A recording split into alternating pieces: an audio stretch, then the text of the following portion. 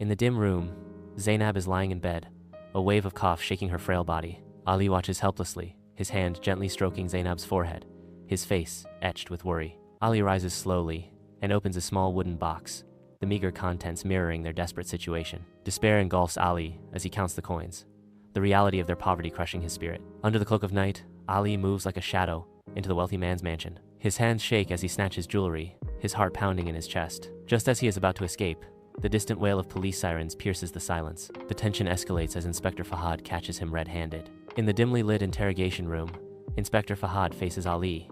The air crackles with tension. Ali sits nervously, his trembling hands betraying his inner turmoil. Fahad's voice cuts through the silence. "Tell me what happened, Ali." Ali stammers, his voice laced with desperation. I didn't mean to. My mother, she's very ill.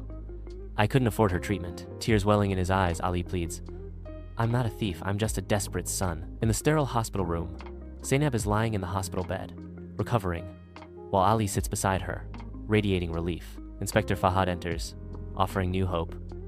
"I arranged for her treatment. I've also found you a job as a cleaner at the police station, Ali." Inspector Fahad continues, "You made a mistake, but not every mistake deserves jail.